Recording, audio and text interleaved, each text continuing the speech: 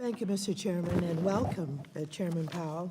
I look forward to your testimony today on monetary policy, recent economic developments, and the outlook for our economy.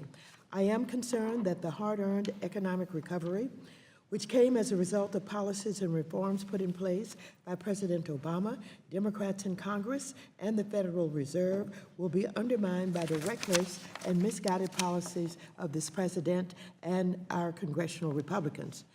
This president and his allies in Congress are working every day to roll back the critical protections for consumers, investors, and the economy that Democrats put in place in the Dodd-Frank Wall Street Reform and Consumer Protection Act. As they move to take an axe to Dodd-Frank, they seemingly have forgotten about the tremendous economic harm that resulted from the financial crisis and appear to be perfectly willing to pave the way right to another crisis. With their tax scam, Republicans have engineered a massive giveaway to corporations and the ultra-rich at the expense of hardworking Americans. The tax scam balloons the national debt by $1.8 trillion, gives corporations a $1.3 trillion tax break, and will eventually raise taxes on 86 million American families.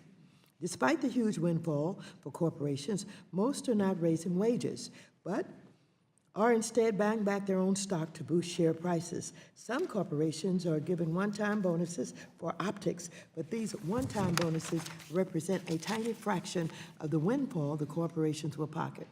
On top of that, the latest Trump budget request is again a cruel, senseless proposal that would be deeply harmful to millions of families, seniors, veterans, and persons with disabilities. The budget request slashes the social safety net, cutting billions of dollars in funding for supplemental nutrition assistance and health care and housing programs.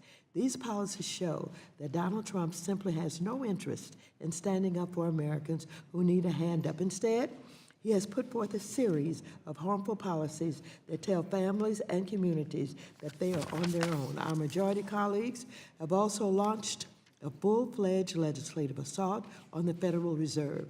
The majority is pushing damaging legislative proposals that roll back constraints on the influence of commercial banks within the Federal Reserve System, eliminate tools that proved critical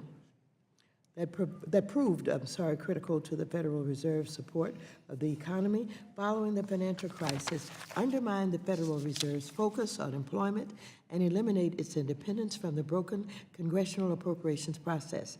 The majority is also using the Federal Reserve as a piggy bank to pay for the cost of legislation like the latest short-term spending measure and now H.R. 4296, which will be on the floor today.